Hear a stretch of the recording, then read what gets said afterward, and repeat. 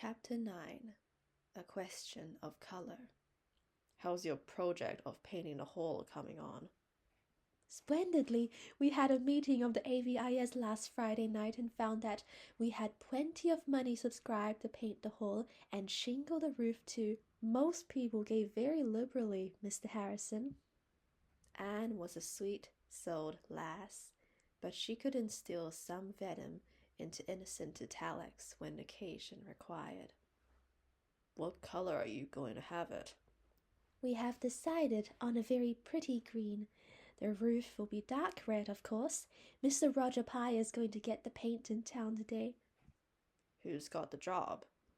Mr. Joshua Pye of Carmody. He has nearly finished the shingling. We had to give him the contract for every one of the Pyes, and they are 4 families, you know. Said they wouldn't give a cent unless Joshua got it. They had subscribed $12 between them, and we thought that was too much to lose, although some people think we shouldn't have given it to the Pyes. Mrs. Lynde says they try to run everything. The main question is, will this Joshua do his work well? If he does, I don't see that it matters whether his name is Pie or Pudding. He has the reputation of being a very good workman, though they say he's a very peculiar man. He hardly ever talks. He's peculiar enough, all right, then, said Mr. Harrison dryly. Or at least folks here will call him so. I never was much of a talker till I came to Avonlea, and then I had to begin in self-defense, or Mrs. Lynde would have said I was dumb and started a subscription to have me taught sign language. You're not going yet, Anne? I must. I have some sewing to do for Dora this evening. Besides, Davy is probably breaking Marilla's heart with some new mischief by this time. This morning the first thing he said was, "Where does the dark go, Anne? I want to know." I told him it went around to the other side of the world, but after breakfast he declared it didn't. That it went down the well. Marilla says she caught him hanging over the well box 4 times a day trying to reach down to the dark. He's a limb, declared Mr. Harrison. He came over here yesterday and pulled 6 feathers out of Ginger's tail before I could get in from the barn. The poor bird has been moping ever since. Those children must be a sight of trouble to you folks. Everything that's worth having is some trouble, said Anne, secretly resolving to forgive Davy's next offense, whatever it might be, since he had avenged her on Ginger. Mr. Roger Pye brought the whole of paint home that night, and Mr. Joshua Pye, a surly, taciturn man, began painting the next day. He was not disturbed in this task. The hall was situated on what was called the lower road. In late autumn this road was always muddy and wet, and people going to Carmody travelled by the longer upper road. The hall was so closely surrounded by fir woods that it was invisible unless you were near it. Mr. Joshua Pye painted away in the solitude and independence that were so dear to his unsociable heart. Friday afternoon he finished his job and went home to Carmody. Soon after his departure, Mrs. Rachel Lynde drove by, braved the mud of the lower road out of curiosity to see what the hole looked like in its new coat of paint. When she rounded the spruce curve, she saw. The sight affected Mrs. Lynde oddly. She dropped the reins, held up her hands, and said, "Gracious Providence!" She stared as if she could not believe her eyes. Then she laughed almost hysterically. There must be some mistake. There must. I knew those Pyes would make a mess of things. Mrs. Lynde drove home, meeting several people on the road and stopping to tell them about the hall. The news flew like wildfire. Gilbert wife poring over a textbook at home, heard it from his father's hired boy at sunset, and rushed breathlessly to Green Gables, joined on the way by Fred Wright. They found Dinah Barry, Jane Andrews, and Anne Shirley, despair personified, at the yard gate of Green Gables under the big leafless willows. "It isn't true, surely, Anne?" exclaimed Gilbert. "It is true," answered Anne, looking like the muse of tragedy. "Mrs. Lynde called on her way from Carmody to tell me." "Oh, it is simply dreadful! What is the use of trying to improve anything?" "What is dreadful?" asked Oliver Sloane, arriving at this moment with a bandbox he had brought from town to Marilla. "Haven't you heard?" said Jane wrathfully. "Well, it's simply this. Joshua Pye has gone and painted the hall blue instead of green. A deep, brilliant blue, the shade they use for painting carts and wheelbarrows, and Mrs. Lynde says it is the most hideous color for a building, especially when combined with a red roof, that she ever saw or imagined. You could simply have knocked me down with a feather when I heard it. It's heartbreaking after all the trouble we've had." "How on earth could such a mistake have happened?" wailed Diana. The blame of this unmerciful disaster was eventually narrowed down to the Pyes. The improvers had decided to use Morton Harris paints, and the Morton Harris paint cans were numbered according to a color card. A purchaser chose his shade on the card and ordered by the accompanying number. Number 147 was the shade of green desired, and when Mr. Roger Pye sent word to the improvers by his son John Andrews that he was going to town and would get their paint for them, the improvers told John Andrew to tell his father to get 147. John Andrew always averred that he did so, but Mr. Roger Pye as stanchly declared that John Andrew told him 157, and there the matter stands to this day. That night there was blank dismay in every Avonlea house where an improver lived. The gloom at Green Gables was so intense that it quenched even Davy. Anne wept and would not be comforted. "I must cry even if I am almost 17, Marilla," she sobbed. "It is so mortifying, and it sounds the death knell of our society. Will simply be laughed out of existence." In life as in dreams, however, things often go by contraries. The Avonlea people did not laugh. They were too angry. Their money had gone to paint the hall, and consequently they felt themselves bitterly aggrieved by the mistake. Public indignation centered on the Pyes. Roger Pye and John Andrew had bungled the matter between them, and as for Joshua Pye, he must be a born fool not to suspect there was something wrong when he opened the cans and saw the color of the paint. Joshua Pye, when first animadverted upon, retorted that the Avonlea taste in colors was no business of his, whatever his private opinion might be. He had been hired to paint the hall, not to talk about it, and he meant to have his money for it. The improvers paid him his money in bitterness of spirit, after consulting Mr. Peter Sloane, who was a magistrate. "You'll have to pay it," Peter told him. "You can't hold him responsible for the mistake, since he claims he was never told what the color was supposed to be, but just given the cans and told to go ahead. But it's a burning shame, and that hole certainly does look awful." The luckless improvers expected that Avonlea would be more prejudiced than ever against him, but instead public sympathy veered around in their favor. People thought the eager, enthusiastic little band, who had worked so hard for their object, had been badly used. Mrs. Lynde told them to keep on and show the Pyes that there really were people in the world who could do things without making a muddle of them. Mr. Major Spencer sent them word that he would clean out all the stumps along the road front of his farm and seed it down with grass at his own expense. And Mrs. Hiram Sloane called at the school one day and beckoned Anne mysteriously out into the porch to tell her that if the satiety wanted to make a geranium bed at the crossroads.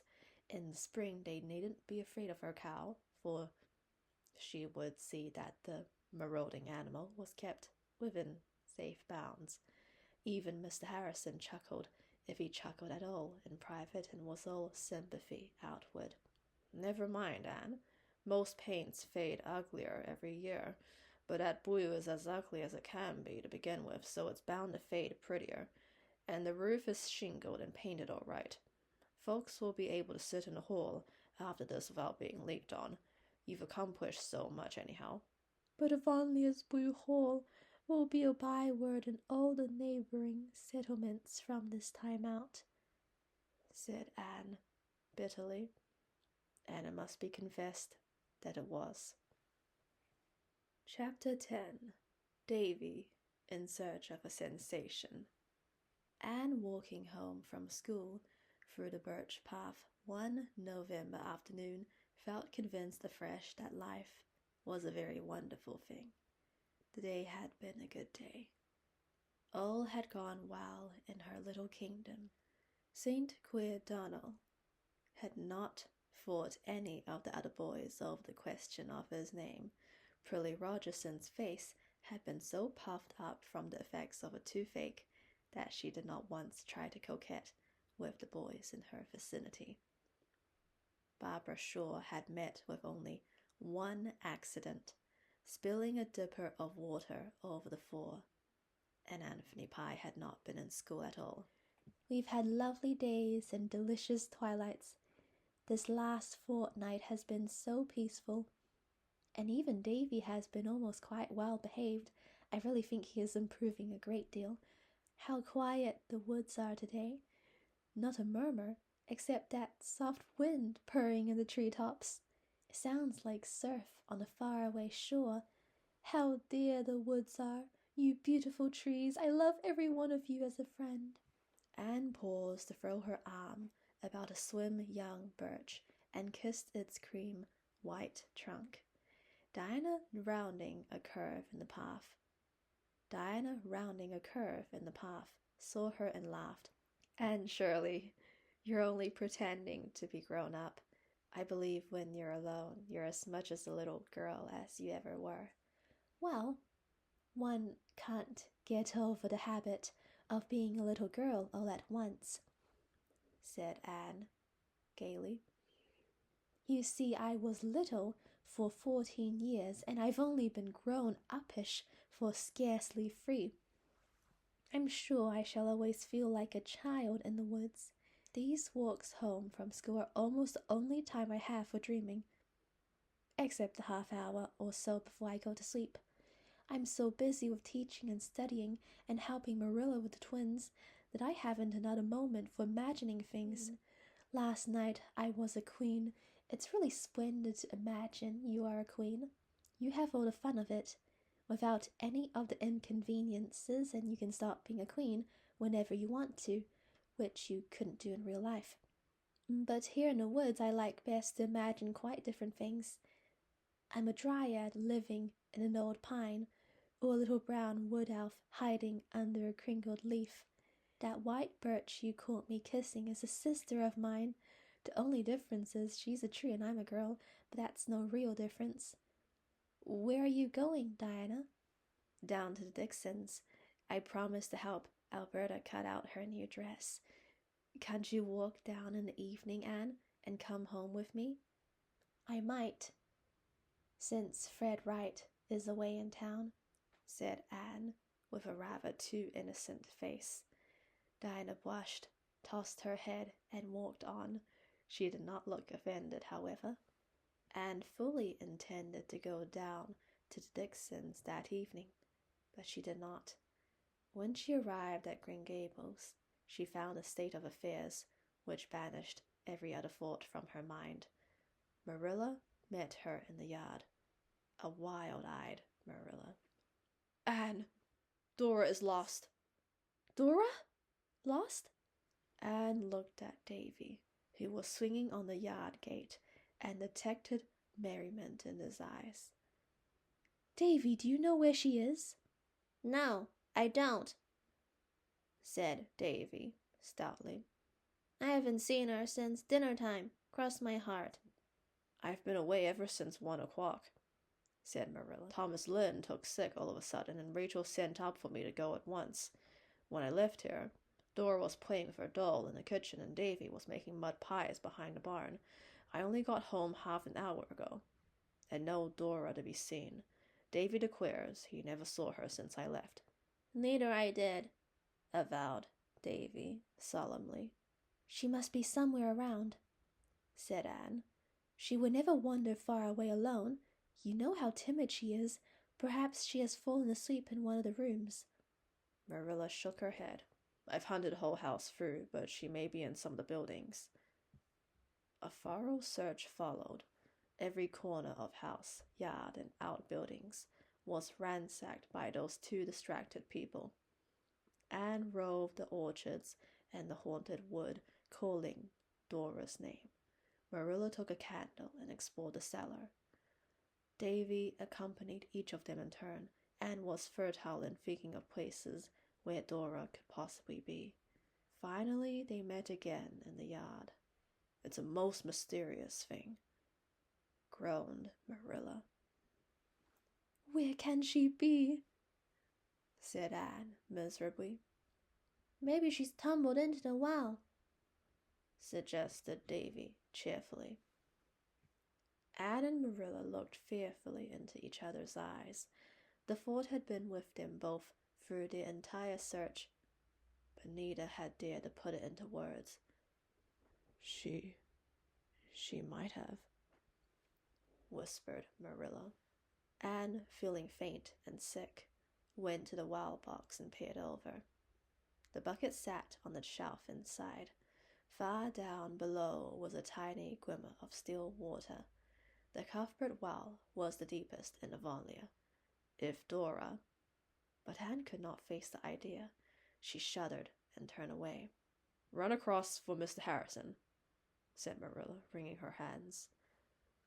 Mr. Harrison and John Henry are both away. They went to town today. I'll go for Mr. Barry. Mr. Barry came back with Anne, carrying a coil of rope to which was attached a claw-like instrument that had been the business end of a grubbing fork. Marilla and Anne stood by, cold and shaken with horror and dread, while Mr. Barry dragged the well, and Davy, astride the gate, watched the group with a face indicative of huge enjoyment. Finally, Mr. Barry shook his head with a relieved air. She can't be down there. It's a mighty curious thing where she could have got to, though. Look here, young man. Are you sure you've no idea where your sister is? I've told you a dozen times that I haven't, said Davy with an injured air. Maybe a tramp come and stole her. Nonsense, said Marilla sharply, relieved from her horrible fear of the well. And do you suppose she could have strayed over to Mr. Harrison's? She has always been talking about his parrot ever since that time you took her over. I can't believe Dora would venture so far alone, but I'll go over and see, said Anne. Nobody was looking at Davy just then, or it would have been seen that a very decided change came over his face. He quietly slipped off the gate and ran, as fast as his fat legs could carry him, to the barn. Anne hastened across the fields to the Harrison establishment in no very hopeful frame of mind. The house was locked, the window shades were down, and there was no sign of anything living about the place. She stood on the veranda and called Dora loudly. Ginger, in the kitchen behind her, shrieked and swore with sudden fierceness, but between his outbursts, Anne heard a plaintive cry from the little building in the yard which served Mr. Harrison as a tool house. Anne flew to the door and unhasped it, and caught up a small mortal with a tear-stained face who was sitting forlornly on an upturned nail keg. "Oh, Dora, Dora, what a fright you have given us! How came you to be here?" Davy and I came over to see Ginger, sobbed Dora. But we couldn't see him after all. Only Davy made him swear by kicking the door. And then Davy brought me here and ran out and shut the door. And I couldn't get out. I cried and cried. I was frightened. And oh, I'm so hungry and cold. And I thought you'd never come, Anne.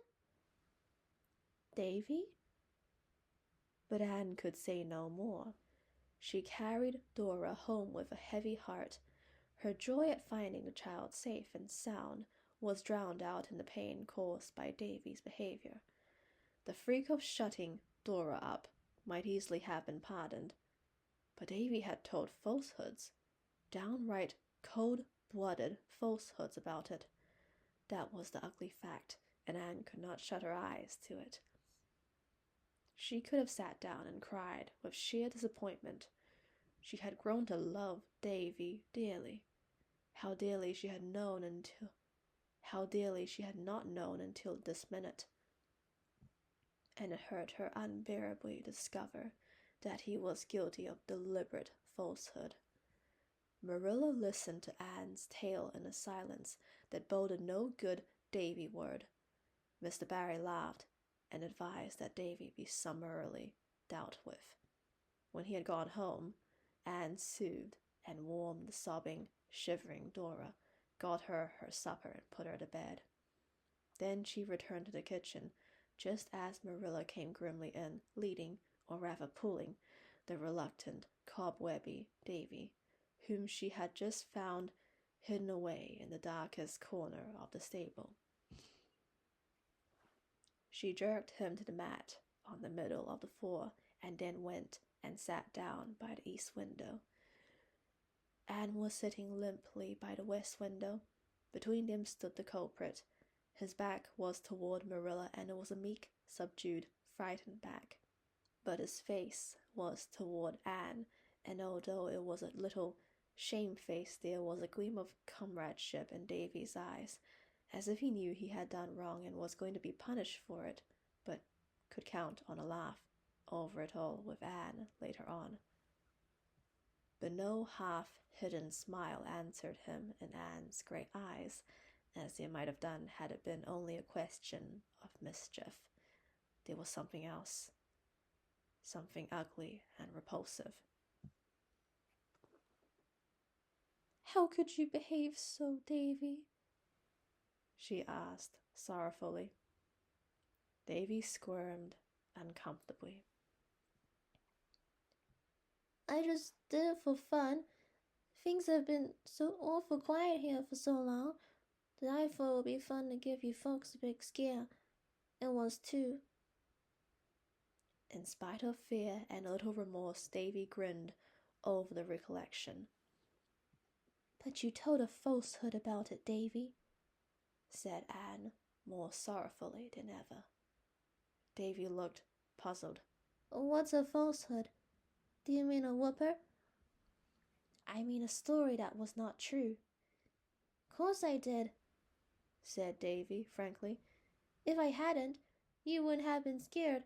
I had to tell it. Anne was feeling the reaction from her frightened exertions. Davy's impenitent attitude gave the finishing touch. 2 big tears brimmed up in her eyes. Oh, Davy, how could you? She said, with a quiver in her voice. Don't you know how wrong it was? Davy was aghast. Anne crying. He had made Anne cry. A flood of real remorse rolled like a wave over his warm little heart and engulfed it. He rushed to Anne, hurled himself into her lap, flung his arms around her neck and burst into tears. I didn't know it was wrong to tell whoopers, he sobbed. How did you expect me to know it was wrong? All Mr. Sprout's children told them regular every day and crossed the odds too. I suppose Paul Irving never tells whoopers, and they have been trying awful hard to be as good as him. But now I suppose you'll never love me again. but I think you might have told me it was wrong. I'm awful sorry I've made you cry, and I'll never tell a whooper again. Davy buried his face in Anne's shoulder and cried stormily. Anne, in the sudden, glad flash of understanding, held him tight and looked over his curly thatch at Marilla. I think we must forgive him for that part of it this time, if he will promise never to say what isn't true again. I never will, now that I know it's bad, asseverated Davy between sobs. In the end, Davy was sent to bed as usual, there to remain until noon next day. He evidently did some thinking, for when Anne went up to her room a little later, she heard him calling her name softly. Going in, she found him sitting up in bed, with his elbows on his knees and his chin propped on his hands. Anne, he said solemnly, is it wrong for everybody to tell falsehoods? I want to know. Yes, indeed. Is it wrong for a grown-up person? Yes. Then, said Davy decidedly, Marilla is bad, for she tells them, and she's worse than me, for I didn't know it was wrong, but she does. Davy Keefe, Marilla never told a story in her life, said Anne indignantly. She did so. She told me last Tuesday that something dreadful would happen to me if I didn't say my prayers every night, and I haven't said them for over a week, just to see what would happen, and nothing has, concluded Davy in an aggrieved tone.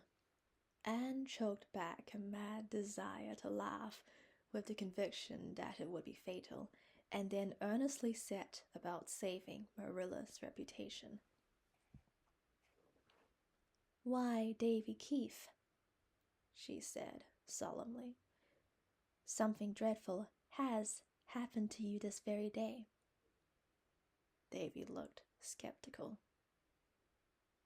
I suppose you mean being sent to bed without any supper, he said scornfully. But that isn't dreadful. 'Cause I don't like it, but I've been sent to bed so much since I come here that I'm getting used to it. And you don't save anything by making me go without supper either, for I always eat twice as much for breakfast. I don't mean you're being sent to bed. I mean the fact that you told a falsehood today, and Davy. Anne leaned over the footboard of the bed and shook her finger impressively at the culprit. For a boy to tell what isn't true is almost the worst thing that could happen to him. Almost the very worst. So you see, Marilla told you the truth. But I thought that something bad would be exciting, protested Davy in an injured tone. Marilla isn't to blame for what you thought. Bad things aren't always exciting. They're very often just nasty and stupid. It was awful funny to see Marilla and you looking down the well, though, said Davy, hugging his knees. Anne kept a sober face until she got downstairs, and then she collapsed on the sitting-room lounge and laughed until her sides ached. I wish you'd tell me the joke, said Marilla a little grimly. I haven't seen much to laugh at today. You'll laugh when you hear this, assured Anne, and Marilla did laugh, which showed how much her education had advanced since the adoption of Anne. I do not know what we are going to do with that child. I never saw his beat. I'm feeling queen discouraged. Oh, don't say that, Marilla. Remember how bad I was when I came here? Anne, you never were bad. Never. I see that now when I've learned what real badness is. You were always getting into terrible scraps, I'll admit, but your motive was always good. Davy is just bad from sheer love of it. Oh, no, I don't think it is real badness of him either, pleaded Anne. It's just mischief, and it is rather quiet for him here, you know. He has no other boys to play with, and his mind has to have something to occupy it. Dora is so prim and proper she is no good for a boy's playmate. I really think it would be better to let them go to school, Marilla. No, said Marilla resolutely. My father always said that no child should be cooped up in the four walls of a school until it was 7 years old, and Mr. Allen says the same thing. The twins can have a few lessons at home, but go to school they shan't till they're 7. Well, we must try to reform Davy at home then, said Anne cheerfully. With all his faults, he's really a dear little chap. I can't help loving him. Marilla, it may be a dreadful thing to say, but honestly, I like Davy better than Dora for oh, she's so good. I don't know, but I do myself, confessed Marilla, and it isn't fair for Dora is in a bit of trouble. There couldn't be a better child, and you'd hardly know she was in the house. Dora is too good, said Anne. She'd behave just as well if there wasn't a soul to tell her what to do. She was born already brought up, so she doesn't need us, I think, concluded Anne, hitting on a very vital truth, that we always love best the people who need us. Davy needs us badly. He certainly needs something, agreed Marilla. Rachel Lynde would say it was a good spanking.